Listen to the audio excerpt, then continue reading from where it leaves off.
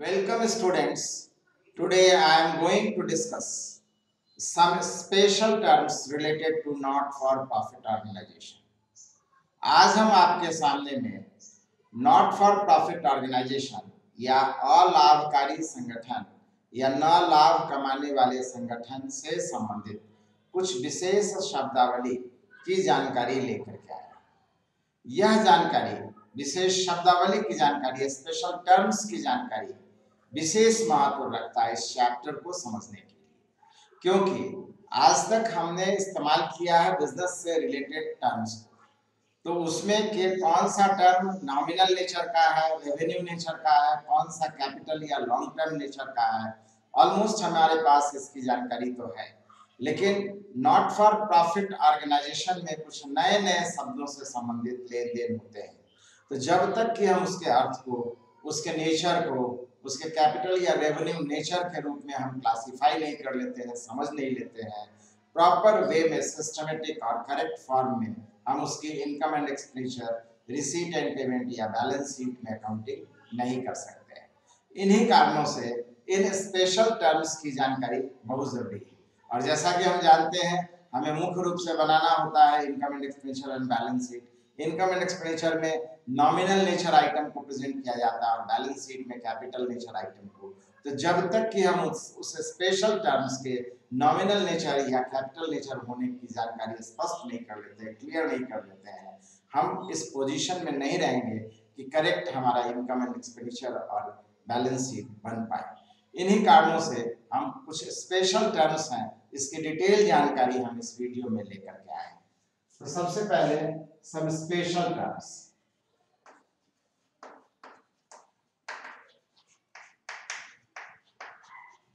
related to NPO.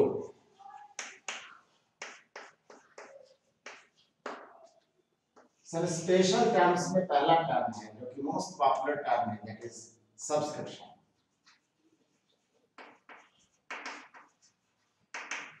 जिसे हिंदी में चंदा कहते हैं। अब प्रश्न है कि कोई भी क्लब, सभा, सोसाइटी, मंदिर, मस्जिद को देखें तो मेनली उसका जो सोर्स ऑफ इनकम होता है वो सब्सक्रिप्शन होता है। तो सब्सक्रिप्शन एक बार लेने से उसका लाइफ लॉन्ग या ईयर भर का एक्सपेंडिचर मीट नहीं हो सकता है। इसी कारण से आए दिन वह बहुत सारे रीजन से, बहुत सारा सर्कमस्टांस क्रिएट करके, या देश में ऐसी कंडीशंस या परिस्थितियां आती है कि वो चंदा या सब्सक्रिप्शन के रूप में पैसा लेने का प्रयास करता है। अब जैसे इतना बड़ा देश है भारत देश, इसमें कहीं बाढ़ आता है, कहीं सूखा पड़ता है, कहीं भूकंप आता है, कहीं कोई और डिस्टर्बेंस, नेचुरल डिस्टर्बेंस आता रहता है। इन सब कंडीशंस में अगर सपोर्ट के लिए हमारा संगठन, हमारी संस्था आगे न बढ़े तो फिर उस स्थिति में सपोर्ट उनको कैसे मिलेगा, ये एक समस्या है। इन्हीं कारणों से ऐसा क्लब, सभा, सोसाइटी, मंदिर, मस्जिद प्रायः इन्हीं सब रीजन से, जहां किसी भी क्षेत्र में इसकी जरूरत होती है, सपोर्ट के लिए चंदा कलेक्ट करता है और उस चंदे की को वहां उस क्षेत्र में भेज करके उन लोगों की मदद करता है। जैसा कि बतलाए, ये रोजमर्रा की बातें हैं, आए दिन ऐसी घटना होती रहती है, आए दिन ऐसा इनकम लिया जाता है। और जब रेयर नेचर का होगा तो आप जानते हैं कैपिटल नेचर का होगा, और डे टू डे एक्टिविटीज में जो नेचर होगा निश्चित रूप से वो नॉमिनल नेचर होगा। इस कारण से हम कह सकते हैं कि सब्सक्रिप्शन हमारा नॉमिनल नेचर आइटम है, और जब नॉमिनल नेचर आइटम है तो निश्चित रूप से इसकी अकाउंटिंग जो होगी वो इनकम एंड एक्सपेंडिचर अकाउंट होगी। Income and expenditure profit and loss account का दूसरा नाम है। नॉमिनल नेचर का आइटम को इसमें लिखा जाता है।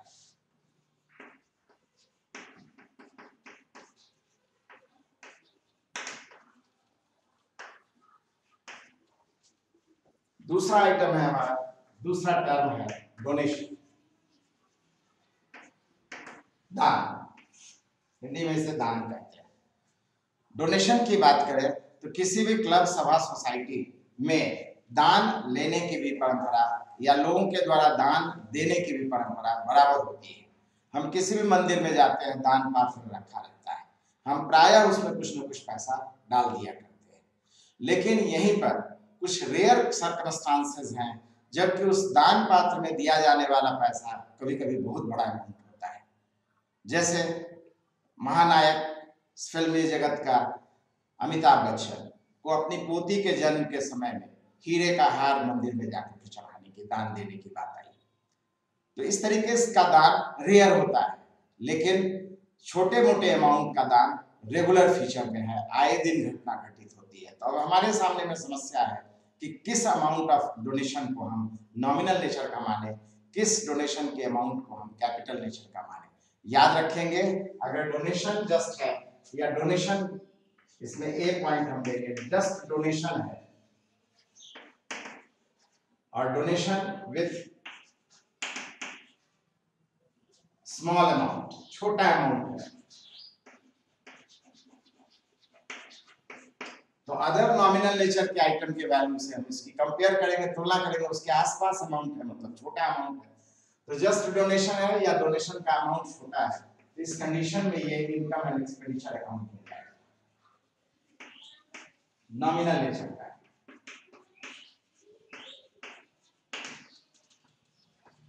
Just opposite B condition, donation with huge amount, donation with huge amount, donation with huge amount और लार्ज अमाउंट, बड़े अमाउंट का है। हम आपको बतलाए, कंपेयर करेंगे हम दूसरे नॉमिनल नेचर के आइटम के वैल्यू से, अगर उसके आसपास है तो उस अमाउंट को हम छोटा अमाउंट मानेंगे, और अगर उससे ज्यादा डिफरेंस है, बड़ा है, तो बड़ा अमाउंट मानेंगे। तो लार्ज अमाउंट होने से कैपिटल नेचर का है, रेयर है, कैपिटल नेचर, रेयर ट्रांजैक्शंस है, दूसरे शब्दों में रेयर ट्रांजैक्शन है, दूसरे शब्दों में कहा जाएगा रेयर ट्रांजैक्शन है, इसलिए कहा जाएगा तो बैलेंस शीट में जाएगा।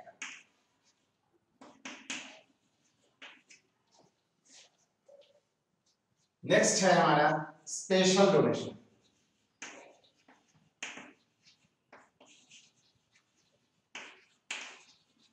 कभी कभी क्वेश्चन में रहता है साफ साफ, डोनेशन फॉर बिल्डिंग।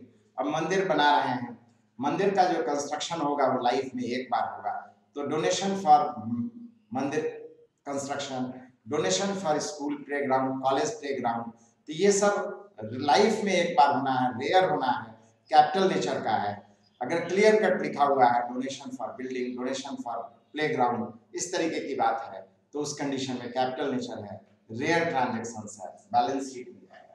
तो ऐसा भी होने से रेयर है, कैपिटल नेचर है और बैलेंस शीट में जाएगा।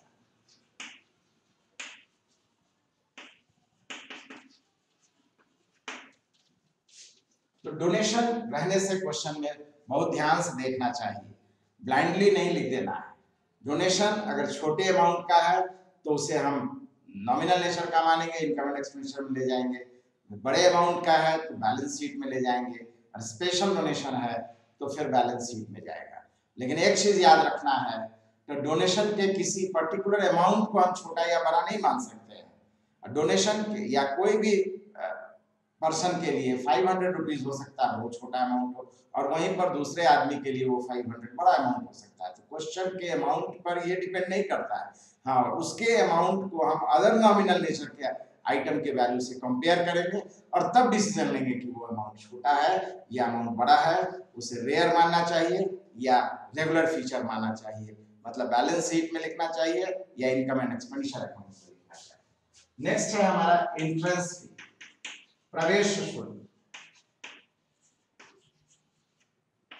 जैसा कि हम बतलाए कि आए दिन ये क्लब, सभा, सोसाइटी, मंदिर, मस्जिद कोई ना कोई आयोजन करता रहता है। बहुत सारी परिस्थितियां हैं सोशल इंटरेस्ट के लिए, सोशल डेवलपमेंट के लिए, सोशल नीड के लिए।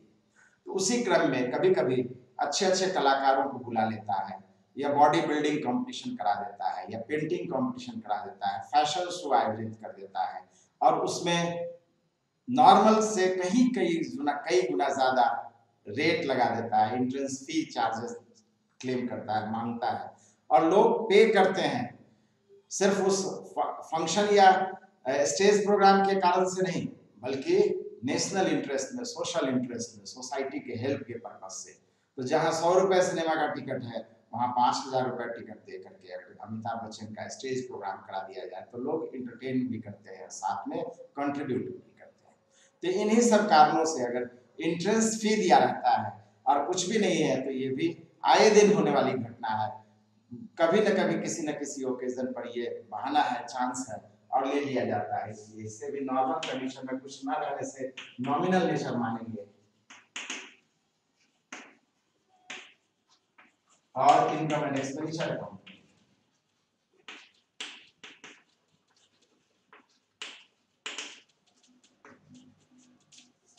यहीं पर अगर इंट्रेंस फी को या किसी अदर एक्सपेंसेस को याद रखना है, इंट्रेंस फी ही नहीं, अदर एक्सपेंसेस भी किसी में भी अगर बोल दिया जाता है टू बी कैपिटलाइज, इसको बोल दिया गया क्वेश्चन में कहीं पर भी इंफॉर्मेशन दिया गया है इसको कैपिटल का रूप मानिए, तो जब क्लियर कट है कैपिटल का रूप मानिए तो कहां लिखेंगे हम? बैलेंस शीट में इसकी अकाउंटिंग करेंगे। इस बात को हमेशा के लिए याद रखना है। नेक्स्ट आता है हमारा purchases and sale of, purchases of newspaper, journal, magazine, तो ये तो आए दिन की घटना है, अर्थात ये कहा जाएगा इनकम एंड एक्सपेंडिचर अकाउंट। और purchases equal to expense, expense के साइड है। और यहीं पर अगर बोला गया है sale of newspaper, journal, magazine, तो ये इनकम है, इनकम एंड एक्सपेंडिचर में तो जाएगा ही जाएगा और ये इनकम है, इनकम के साइड में जाएगा। नेक्स्ट है हमारा purchases of assets, books, utensils, furniture, इस तरीके का इंफॉर्मेशन अगर क्वेश्चन में दिया गया है तो हम जैसा कि देख रहे हैं यहाँ पर किस चीज का परसेंटेज है? तो एसेट्स, ये सभी एसेट्स का रूप है। और एसेट्स का रूप है तो जो हमारा एग्जिस्टिंग एसेट्स है बिजनेस में वो इंक्रीज करेगा, इसलिए रिलेटेड एसेट्स में इसको ऐड करेंगे। अगर पहले से इस नाम का कोई एसेट्स नहीं है तो नया में एसेट साइड में हम एसेट्स क्रिएट करेंगे, एसेट्स के नाम से इसको लिखेंगे। इस तरीके से इसको हम क्या करेंगे? ऐड करेंगे और रिकॉर्ड करेंगे, लिखेंगे अगर नहीं होगा in balance sheet asset side, add with related assets in balance sheet asset side, ये तरीका है। और यहीं पर अगर सेल ऑफ, परचेज की जगह sale of assets, books and furniture है, नेचुरली जो एग्जिस्टिंग एसेट्स है उसमें से सेल कर दिया गया, उसका वैल्यू घटेगा तो लेस करेंगे, less with related assets in balance sheet asset side.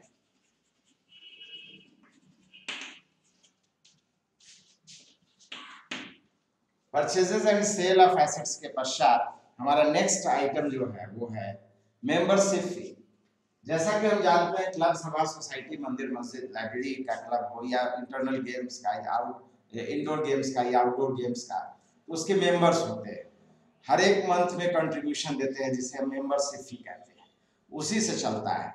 अगर हम अकेले चाहें बुक की फैसिलिटी अवेल करके उस पर तैयारी करें, कंपटीशन की तैयारी करें तो हमारी कितनी कैपेसिटी होगी, लेकिन अगर 10-20 स्टूडेंट मिल करके अगर एक हम लाइब्रेरी बना लेते हैं और हर कोई कंट्रीब्यूट करता है, एक एक बुक का भी पैसा हर महीने कंट्रीब्यूट करता है, तो इस तरीके से 20 मेंबर है तो 20 बुक आ जाएगा और 20 बुक को फिर डिस्ट्रीब्यूट करके अपने तरीके से वो लोग सबको सबका सभी उस 20 बुक के कंटेंट्स का फायदा ले सकते हैं।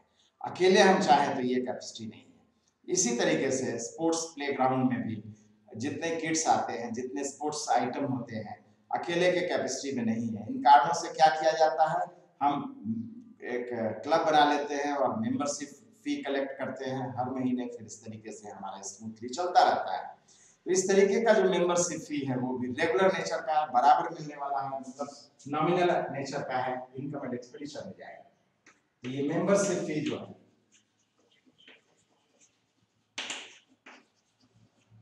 ये रेगुलर नेचर है, रेगुलर और नॉमिनल नेचर है।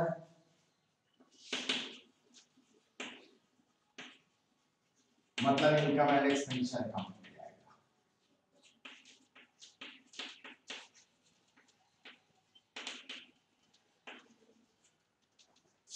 नेक्स्ट है हमारा लाइफ मेंबरशिप। कभी कभी जो मेंबर बनते हैं उसमें कोई बहुत धनी संपन्न है, वो क्यों 10, 20, 100, 50 रुपए देगा या लेंगे हम, उससे कहते हैं कि वन टाइम आप 10,000 दे दीजिए, 50,000 दे दीजिए, आप लाइफ लॉन्ग मेंबर बने रहिएगा। इस तरीके का मेंबरशिप फी जो है रेयर है, कभी कभार मिलता है और इसे हम लाइफ मेंबरशिप फी कहते हैं। तो ये रेयर है, कैपिटल नेचर का है, इसलिए कहा जाएगा बैलेंस शीट।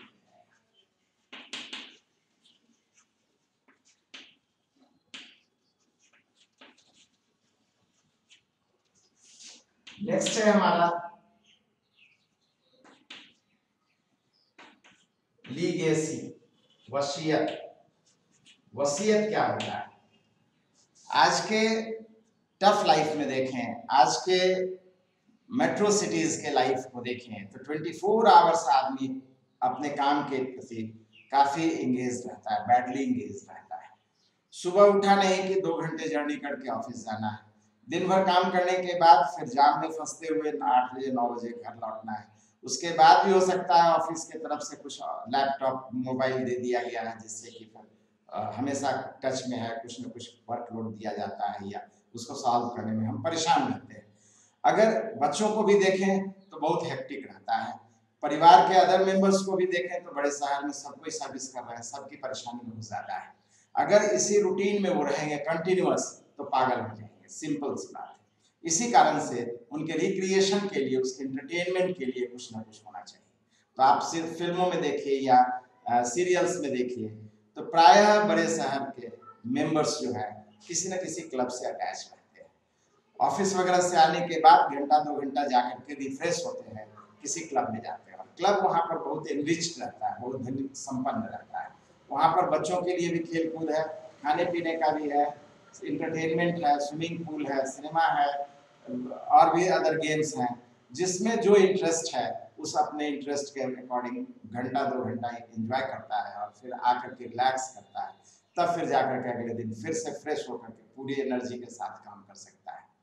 अब बतलाइए, अगर हम क्लब से इतना अटैच्ड हैं, कभी कभी आप देखते होइएगा मदर जो है अपने बच्चे को आया पर छोड़ करके चली जाती है, क्लब का टाइम हो गया, तो बच्चों से ज्यादा अटैचमेंट देख रहे हैं या नीड है क्लब का। तो इस कारण से जब अपने डेथ के पहले लोग विल तैयार करते हैं तो जिससे ज्यादा अटैचमेंट रहता है उसको भी प्रॉपर्टी का ट्रांसफर कर देते हैं या विल में लिख देते हैं कि हमारे डेथ के बाद ये पार्ट इस क्लब का हो जाएगा। तो इस क्लब, इस तरीके से मिलने वाला क्लब को जो धन है, प्रॉपर्टी है, चीजें हैं, रेयर है और इसे ही लीगेसी के नाम से जानते हैं। तो ये रेयर नेचर का है, कैपिटल नेचर का है, मतलब बैलेंस शीट में जाएगा। नेक्स्ट है हमारा एंडोमेंट चार्जेस।